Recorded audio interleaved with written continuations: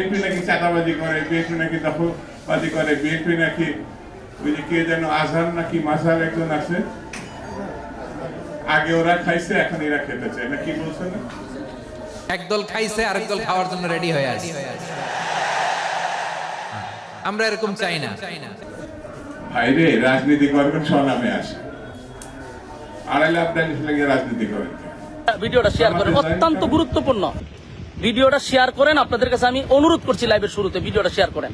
এই মাদ্রাসার মাঠে মাটির প্রয়োজন, আজকে আমরা অনেকদিন ধরে মাটির প্রয়োজন। আমি আমার সামনে মাহফিল আসতেছে, মাটি পালাবো, এই জন্য আমি গতকালকে একজন আমার মাদ্রাসার জন্য মাটি দিছে।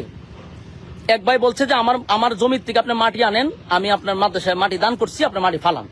এখন আমার প্রশ্ন হইল, একজনে আমার মাদ্রাসায় দান করছে মাটি, সেই মাটি আমার মাদ্রাসায় ফালাবো, এখানে আমি চাঁদা দিতে হবে কেন? এখানে আমি কেন চাঁদা দিতে হবে? চাঁদার জন্য আপনারা দেখেন, চাঁদার জন্য আমার গাড়িটারে আটকায়ত রাখছে। এখানে আমার মাদ্রাসার মাটি নিতে দিতেছে না। এই দেখেন, আমার গাড়ি আটকায় রাখছে তারা, আমার গাড়িতে মাল নিতে দিতেছে না। তো এখানে এদের বক্তব্য হলো যে আমাদের কিছু এখানে নাই, এখানে আমরা চেয়ারম্যানের নির্দেশে আমরা গাড়ি আটকাইছি। এরা আমার গাড়ি আটকায় রাখছে, এটা হলো তাদের বক্তব্য, হলো আমরা চেয়ারম্যানের নির্দেশে আটকায় রাখছি। তো এদের সাথে তো আমার আর কথা বলে লাভ নাই, কারণ এরা নিরুপায়। চেয়ারম্যানের আদেশ রক্ষা করতে গিয়ে আমার গাড়ি আটকায় রাখছে। মাদ্রাসার মাটি ফালাবো আমি? আমার একজনে মাদ্রাসার মাটি দান করছে।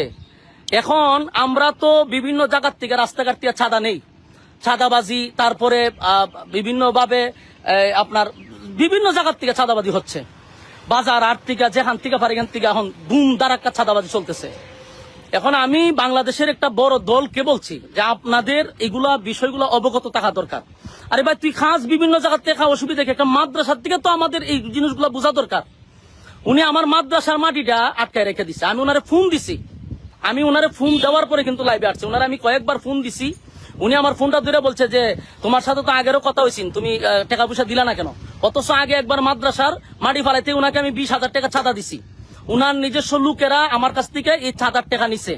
আমার কাছে প্রমাণ আছে, ডকুমেন্টস আছে, উনি যে আমার কাছ থেকে চাঁদা নিছে এটার ভিডিও ক্লিপ আমার কাছে আছে। এখন উনি আবার চাঁদার জন্য আমার গাড়িটা আটকায় রেখে দিছে। কারণ আমি দেশবাসীর কাছে বলবো, মাতুব্বর থানার যারা আছেন তাদের কাছে আমি বলবো যে আপনারা দায়িত্ব পালন করতেছেন, যে কোনো প্রতিষ্ঠানও কি তারা মানবে না?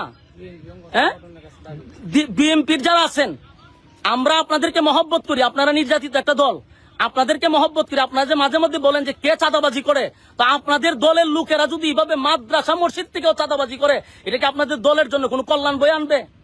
আমারে বলেন, এটা কি বিএনপির জন্য কোনো কল্যাণ হবে? মাদ্রাসা মসজিদ তো মানুষ মানার কথা।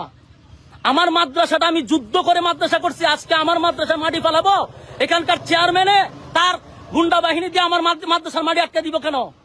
আমি বারবার অনুরোধ করছি আমার মাদ্রাসা এটা ছেড়ে দেন। এরপর এরা বলতেছে এটা চেয়ারম্যানের নির্দেশ, মাটি ছাড়া হবে না। 2টা গাড়ি আমার সকাল থেকে আটকে রাখছে, আমি আমাদেরকে বেতন দিতে হবে না? 2 গাড়ি আমার আটকে রেখে দিছে, কোনো কথা তারা শুনতে রাজি না। টাকা দিব, তারপরে তারা মাটি ছাড়বে। আমার প্রশ্ন হলো, আমি আমার আরেক জায়গার থেকে আমি আমার কিনা মাটি দানের মাটি আমি যদি মাদ্রাসাত পালাই, এখানে আমি কেন চাঁদা দিব? কেন চাঁদা দিব? আমি মাতুব্বর সমস্ত বিএনপির যারা আছেন তাদেরকে অবগত করছি, এটা আপনাদের জন্য কোনো দিন শুভ হবে না। এটা আপনাদের জন্য বড় ধরনের একটা ক্ষতি হয়ে দাঁড়াবে। আমি আপনাদেরকে এটা অবগত করার জন্য বিএনপির যারা আছেন মাতুব্বর থানার, আপনাদের কাছে আমি বিচার দিলাম। আমার মাদ্রাসা মসজিদ কোনো কিছু তারা মানতেছে না, সব জায়গা থেকে তাদের চাঁদা নিতে হবে। এর আগে আমার মাদ্রাসাতে চাঁদা নিছে, 20,000 টাকা দিছি, এটা তার খুশি হয় নাই, এই জন্য আমার মাদ্রাসার মাটি আটকে দেওয়া হয়েছে। বিএনপি চাঁদাবাজি করছে, দখলদারি করছে। আরে ভাই, আপনি এসব প্রমাণ করে দেখান যে বিএনপি কোথাও চাঁদাবাজি বা দখলদারি করছে। এটা আপনাদের বানানো একটি খেলা, আমরা এটা বুঝি। আমি দৃঢ়ভাবে বলতে চাই, বিএনপির ভারপ্রাপ্ত চেয়ারম্যান জনাব তারেক রহমানের নেতৃত্বে বাংলাদেশে কোন বিএনপির কোন নেতা কোন চাঁদাবাজি, দখলদারি, লুটতরাজ করার কোন সুযোগ নাই। আপনার আলেম ওলামা সহ্য হয় না, আপনার কাদিয়ানীদেরকে সহ্য হয়, এটাই প্রমাণ করে আপনি কাদিয়ানীদের দালাল। ইসলামের প্রচার আর প্রসারকে নাম দিয়েছে মোল্লাতন্ত্র। এরা কাদের লেজে পাড়া দিয়ে ক্ষমতায় গিয়েছে সবার জানা আছে, চিল্লায় বলেন ঠিক কিনা? তার জামিনের লোকজন তাহাজ্জুদ পরে দোয়া করে, আল্লাহ ঘরে ঘরে আহমদ শফি দাও, ঘরে ঘরে আল্লামা সাইদি দাও। আমরা চাই স্বাধীন সার্বভৌম বাংলাদেশ। আমরা চাই দুর্নীতিমুক্ত বাংলাদেশ।